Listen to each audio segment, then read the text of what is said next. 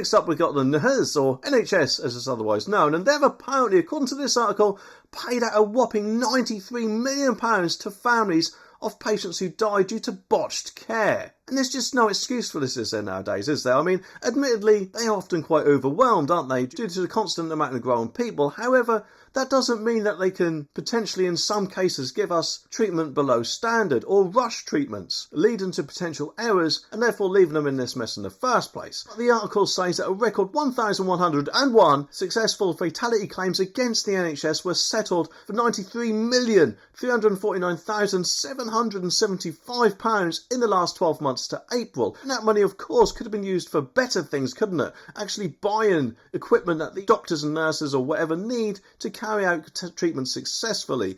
And of course, I don't know, pay a few of their wages, because let's face it, doctors and nurses and quite a lot of the NHS seem to strike quite a bit nowadays, don't they? The worrying thing is, though, this is apparently a 107% increase from 738 settlements worth £45.1 million in 2015 to 2016. But the true cost to the taxpayer, it says, was even higher, as the NHS paid £14.4 million of legal fees and £58.9 million for claimants' lawyers' costs, meaning that the total spent for the payouts was £166.6 million. You know, I don't know about you, but for the amount of time that this has actually taken to a double, not 8 or 9 years, it's just shocking, isn't it? It does make me wonder how much it will take for it to double again. Especially, of course, if doctors or whoever else continue to strike, because what if they're striking, they're not in there doing the job, leaving the people in there's potential workload stretched even more, and therefore, of course, errors may happen, especially if the person who's trained to do the things a lot more better are right there on the picket line, which is the last thing anyone needs. And, you know, don't get me wrong, I'm not trying to say that this is the complete cause of their errors, although let's face it, it's probably not bound to help them, has it? And if you live in Manchester, then if I was you, I wouldn't get ill, because apparently the Manchester University NHS Foundation Trust was ranked at the pile of the top for care claim flops, summing up £10.5 million worth of damages in a year of 131 deaths. Other trusts hit three figures, included the Mid and South Essex University Hospitals, Birmingham and United Lincolnshire Hospitals, which all paid out at least £9.5 million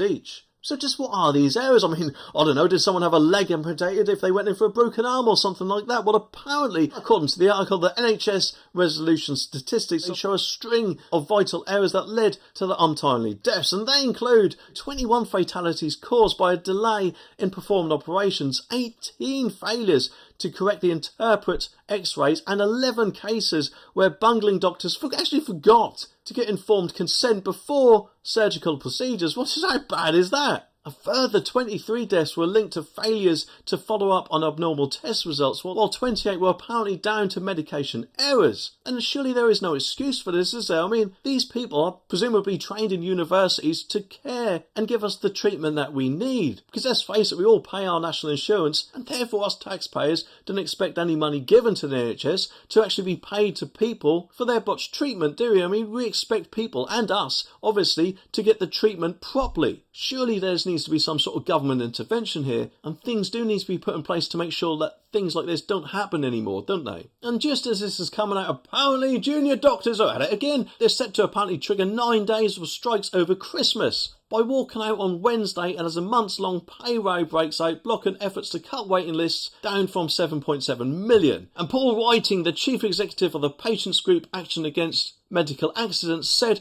a shortage of nurses and doctors, as well as record high waiting lists, could be behind a surge in the payouts. Well, it doesn't surprise me, and therefore surely the government really does need to get a grip on this situation. Of course, don't worry, because an NHS resolution spokesperson, I wonder how much he is getting paid, said that each claim represents an episode of harm with associated financial costs to the NHS, together with an immeasurable impact on patients, their families and healthcare staff involved. An NHS resolution is committed to sharing, learning from harm, and to help the NHS improve patient safety. Well, isn't that such a good idea? Maybe, just maybe, they should have been carrying out more checks to make sure they were giving patients treatment properly or operations properly in the first place, shouldn't they? And also, the Department for Health and Social Care spokesperson added, patient safety is paramount, and we have taken significant steps to improve the safety of care. Well, good. That fills me full of so much confidence. Let's just say I hope I don't get ill anytime soon.